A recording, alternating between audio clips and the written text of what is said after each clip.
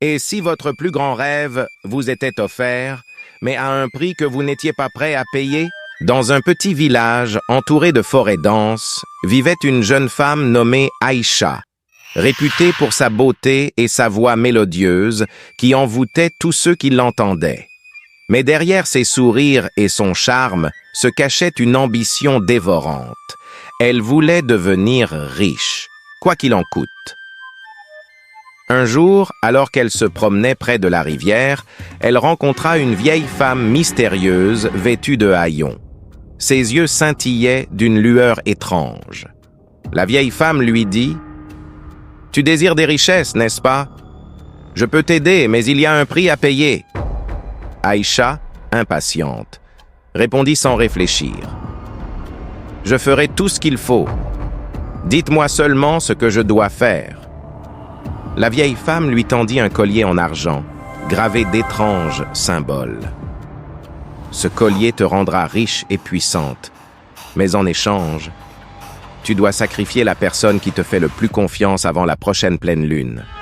Si tu échoues, tu perdras tout ce que tu as et deviendras mon esclave à jamais. » Aïcha, rongée par l'envie, accepta sans mesurer les conséquences.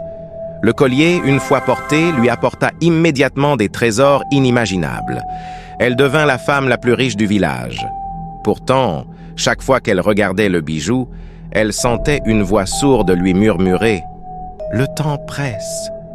Rends-toi au sacrifice. » Aïcha réalisa que la personne qui lui faisait le plus confiance était son amie d'enfance, Bintou, une femme douce et aimante qui lui avait toujours été loyale.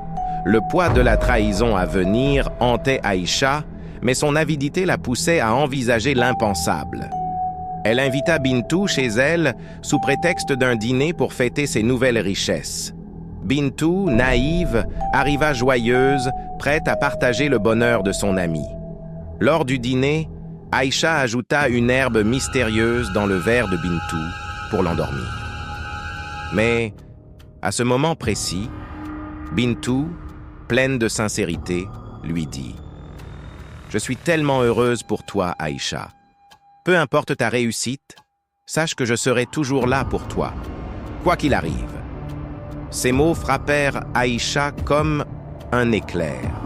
Elle vacilla, prise de remords, mais il était trop tard.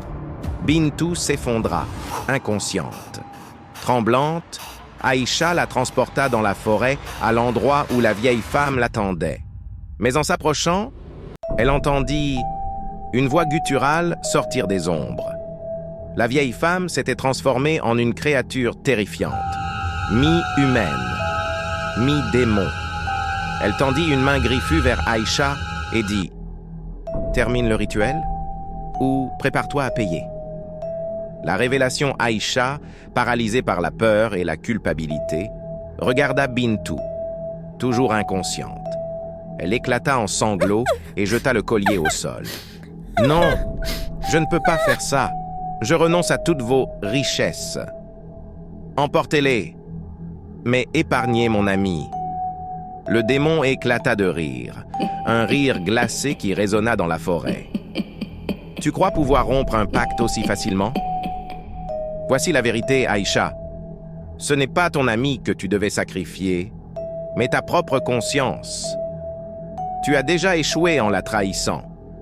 Maintenant, tu m'appartiens. » À cet instant, le démon disparut et tout autour d'Aïcha changea. Ses richesses s'effacèrent comme un mirage.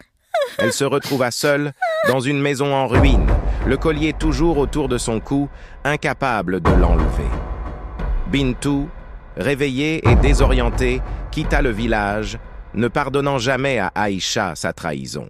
Aïcha passa le reste de ses jours à vivre dans la pauvreté et l'isolement, hantée par le regret. Chaque nuit, elle entendait la voix du démon lui rappeler sa trahison. Le prix de la richesse était trop élevé, n'est-ce pas?